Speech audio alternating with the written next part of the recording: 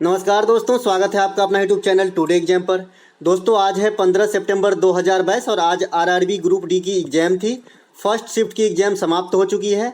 First shift के exam में GK जी section से जो भी प्रश्न पूछे गए सभी प्रश्नों को लेकर आ गए हैं। सबसे अधिक प्रश्न तथा 100% जेन्युइन प्रश्न जो एग्जाम के अंदर पूछा गया था। साथ ही साथ जो भी आप ब्लू डॉट में देख रहे हैं सभी एक्स्ट्रा फैक्ट है। अगर आप आने वाले समय में एग्जाम देने वाले हैं तो जैसा कि आप जानते हैं मैं विथ एक्स्ट्रा फैक्ट पढ़ाता हूं तो आपके लिए काफ़ी बेनिफिशियल रहने वाली है। तो चलिए दोस्तों शुरू कर लेते हैं। बात करें डिफिकल्टी लेवल की तो आज का जो शिफ्ट रहा प्रथम शिफ्ट ये सबसे ईजी अब तक के जो है ग्रुप डी 2022 में है। देख लीजिए कौन कौन सा प्रश्न आया है। शक्तिकांत दास आरबीआई के गवर्नर कब बने। शक्तिकांत दास जो है ये आरबीआई के गवर्नर 10 दिसंबर 2018 को बने थे।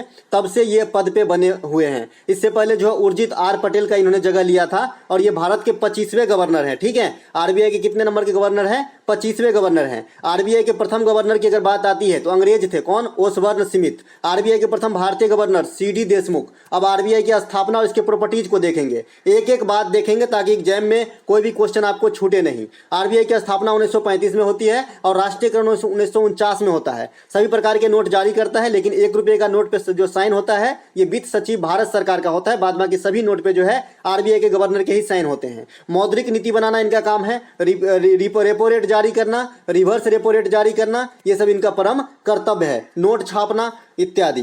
एक प्रश्न यहाँ पर आया था कि सबसे अधिक कोयला किस राज्य में पाई जाती है। अब ये क्वेश्चन कौन छोड़ेगा जी? तो ये झारखंड में सबसे अधिक कोयला पाई जाती है। कोयला के जो है 4 प्रकार के होते हैं, एंथ्रासाइट, बिटुमिनस, लिग्नाइट और पीट। जिसमें एंथ्रासाइट आपका हाई क्वालिटी का कोयला है और पीट जो है आपका लो क्वालिटी का कोयला है। तो आपको ये बात भी ध्यान रखना है, हाई क्वालिटी और लो क्वालिटी कहाँ से डिसाइड होता है कि दहने के बाद कितनी उष्मा देता है। ठीक है, एक प्रश्न यहाँ पे आया था कि 2011 के जनगणना के अनुसार सबसे अधिक बौद्ध धर्म के लोग किस राज्य में रहते हैं। तो जनगणना भी फिक्स है, आप अच्छे से देख लीजिएगा। ठीक है, लुसेंट में आपको पूरा जनगणना का मटेरियल मिल जाएगा दोस्तों, आप पूरा देख लीजिएगा। जो है सो है, मैं आपको बताऊंगा एक एक चीज ताकि आपको जो है एग्जाम अच्छा से जाना चाहिए। मेरा एक ही मोटो है, आप जो है मेरिट में आओ। ठीक है, तो 2011 के जनगणना के अनुसार जो है ये महाराष्ट्र सबसे अधिक बौद्ध धर्मावलंबी यहाँ पे रहते हैं। यहाँ पे जो है बौद्ध विहार भी है महाराष्ट्र में, जैसा कि आप जानते हैं।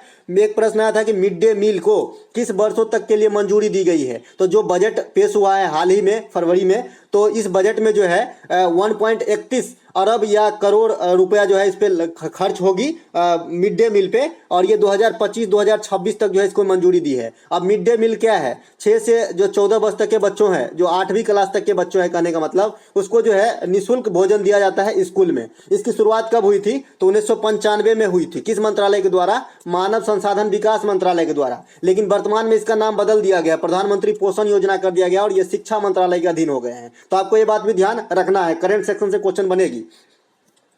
एक प्रश्न आया था कि वर्ष 2021 में किसको शतरंज खिलाड़ी को जो है शतरंज में किस खिलाड़ी को लाइफ टाइम अचीवमेंट दिया गया। तो आप जानते हैं कि वर्ष 2021 में जो है 12 आदमी को मेजर ध्यानचंद पुरस्कार मिला था। उसी के साथ साथ जो है अब जो लाइफ टाइम अचीवमेंट भी मिले थे।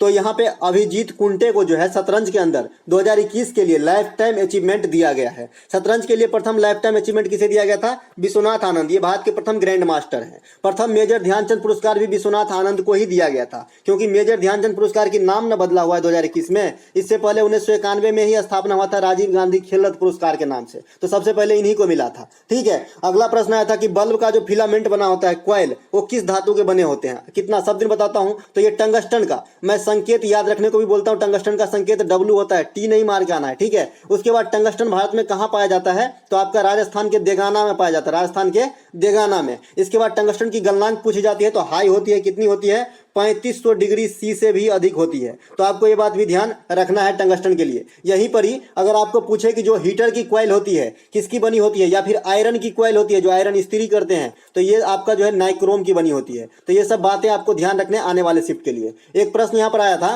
कि भारत का पहला ग्राफीन नवाचार केंद्र कहाँ खोला गया। तो भारत का पहला ग्राफीन नवाचार केंद्र की जो खोले जाने की प्रस्तावित बात की गई, ये आपको केरल में, केरल के त्रिशूर में खोला गया। कहाँ पे? केरल के त्रिशूल नहीं है, त्रिशूर है। ठीक है, जगह जिला का नाम है। एक प्रश्न यहाँ पे आया था कि गोवा का राजकीय भाषा क्या है। रिपीटेड प्रश्न है, रिपीटेड प्रश्न और काफी इजी प्रश्न। तो ये कोंकणी राजभाषा है गोवा का। गोवा बात करें भारतीय के सभी स्टेट में क्षेत्रफल के हिसाब से सबसे छोटा राज्य है। यहाँ के मुख्यमंत्री प्रमोद सावंत है, अभी 2022 में इन्होंने लगातार दूसरे कार्यकाल की शपथ लिया है। उसके बाद राज्यपाल कौन है, तो पिल्लई है। ठीक है, गोवा का प्रमुख त्योहार कौन है, साओ जोजाओ, सिमगो, आम्र फेस्टिवल, ये सब गोवा में मनाया जाता है। और आम्र वर्षा जो है ये केरल में होती है, तो आम्र फेस्टिवल और आम्र वर्षा में एक ही नहीं मिला दीजिएगा। ठीक है, एक प्रश्न आया था कि ग्लूकोज का सूत्र क्या होता है। अब क्या क्वेश्चन है ये, C6H6O6 ग्लूकोज का सूत्र होता है। ये कार्बोहाइड्रेट है। ये खिलाड़ी को अगर तुरंत ऊर्जा चाहिए, मतलब इंस्टेंटली ऊर्जा, तो आपको जो है ग्लूकोज लेना पड़ता है। जैसे आप ग्रुप डी के दौड़ में जाओगे ना, तो ग्लूकोज पी लीजिएगा, तो काफी इजी पड़ती है। ठीक है, एक प्रश्न आया था कि वनों के अधिक कट जाने से क्या नकारात्मक प्रभाव पड़ेगी।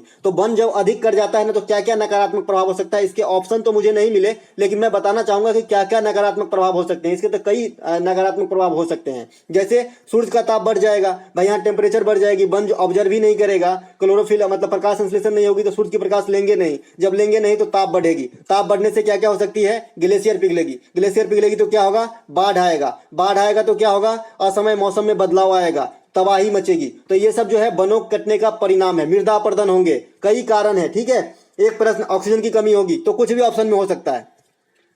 एक प्रश्न आया था कि उत्तल दर्पण में फोकस दूरी 20 सेंटीमीटर दिया गया था और वस्तु की दूरी 25 सेंटीमीटर, तो प्रतिबिंब की दूरी पूछा गया था। तो उत्तल दर्पण अवतल दर्पण में आपको बढ़िया से समझा चुका हूं कि उत्तल दर्पण में कब क्या पॉजिटिव लेना है। तो उत्तल दर्पण में फोकस दूरी हमेशा पॉजिटिव लेना है, वस्तु की दूरी कोई भी दर्पण हमेशा निगेटिव लेना है, और उत्तल दर्पण में प्रतिबिंब की दूरी भी पॉजिटिव लेना है। तो आप नहीं निकाल लीजिएगा दर्पण के सूत्र से, क्या होता है 1/f बराबर 1/v प्लस 1/u होता है। यहीं से आपको निकाल लेना है। चलिए निकालने की प्रयास करते हैं। तो फोकस दूरी 20 दिया है, प्लस में लेना है तो 1/20 हो गया, बराबर वस्तु की दूरी 25 दिया है और आपको प्रतिबिंब की दूरी निकालना है। तो ये वस्तु की दूरी हमेशा माइनस में होता है, तो माइनस 1/25 हो जाएगा। प्लस माइनस माइनस हो जाएगा भाई, 20 में प्लस रहता है, यहाँ पे माइनस रहता है, तो प्लस माइनस माइनस नहीं हो जाएगा, तो माइनस आ जाएगा तो इधर जुड़ जाएगा। 1/20 और प्लस 1/25 जुड़ जाएगा, तो 25 और 20 का एलसीएम कितना हो जाएगा, 100 हो जाएगा। तो 5 और 4 कितना हो जाएगा, 9 हो जाएगा। तो 9/100 हो गया आपका क्या 1/v का मान। तो v का मान कितना हो जाएगा, 100/9 हो जाएगा।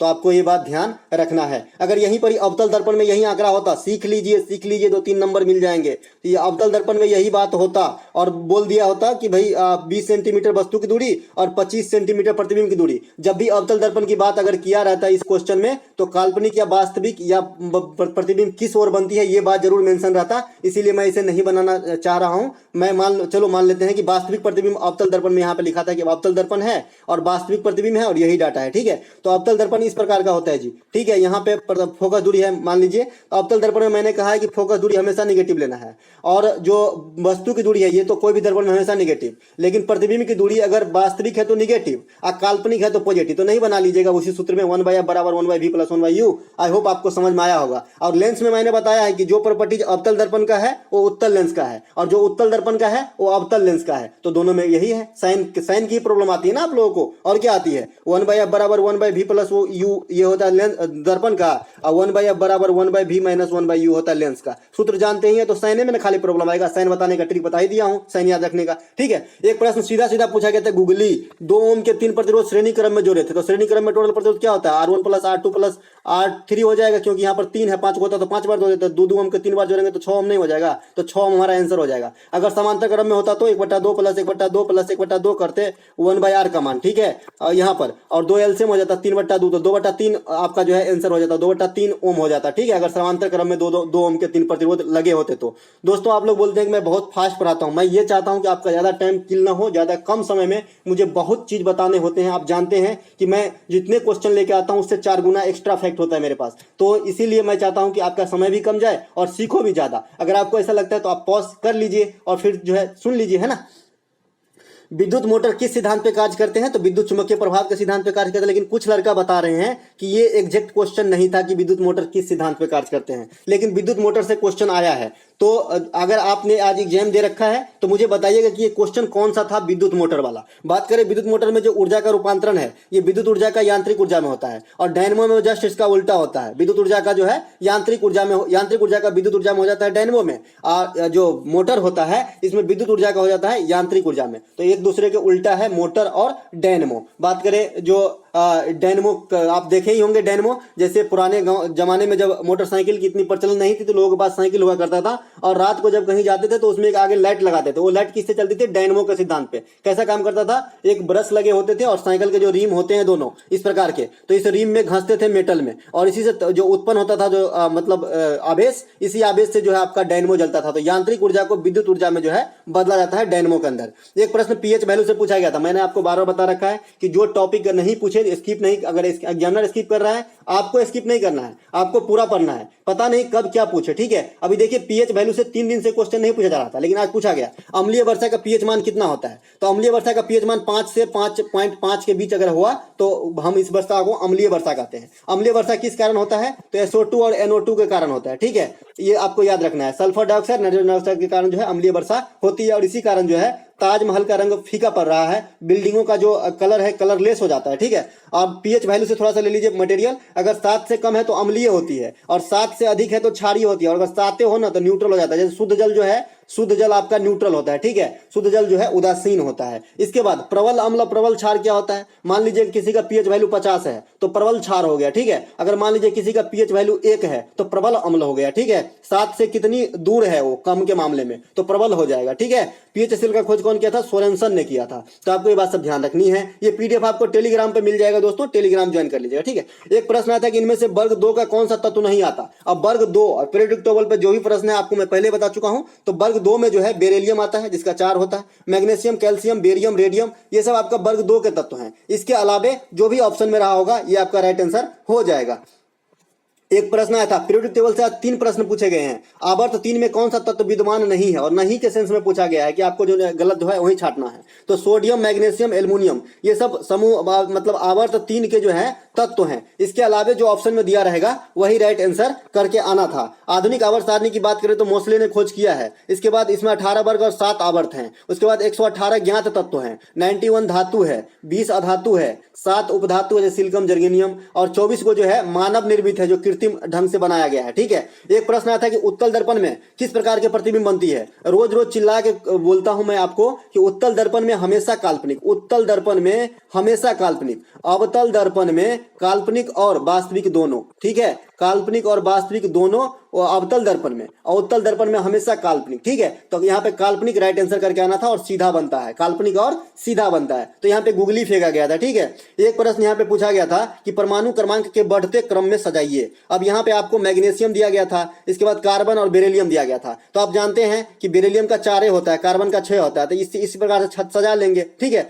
तो यहाँ पे BCMG हो जाता, जो भी ऑप्शन में दिया गया रहेगा BCMG, ये आपका राइट आंसर हो जाता। एक प्रश्न यहाँ पे पूछा गया था दोस्तों, ये प्रश्न का आंसर मुझे ऑप्शन ही पता नहीं तो मैं आंसर आपको क्या बताऊंगा, लेकिन यहाँ पे पूछा गया था प्रश्न की त्वचा और आंतरिक मांसपेशियों के बीच का जो उत्तक होता है ना, उसे क्या कहते हैं। मेरे हिसाब से उपकला उत्तक कहा जाता है इसे। आपके हिसाब से ऑप्शन अगर प्राप्त हो तो मुझे जरूर बता दीजिएगा कि इसका ऑप्शन क्या था, उस हिसाब से मैं आंसर दे पाऊंगा। लेकिन यहाँ पे मेरे हिसाब से उपकला, अगर उपकला ऑप्शन में होगा तो उपकला उत्तक जो है सही हो जाएगा, ठीक है। दोस्तों इस वीडियो में इतना ही। जो भी प्रश्न प्राप्त हुए सभी प्रश्नों को लेकर आ गए थे विथ एक्स्ट्रा फैक्ट। आशा करते हैं कि आपको मजा आया होगा। मजा आया होगा तो लाइक कर लीजिएगा, साथ ही साथ हो सके तो शेयर कर लीजिएगा, और पीडीएफ प्राप्त करना नहीं भूलिएगा। मिलते हैं मैथ के एनालिसिस वाली वीडियो के साथ।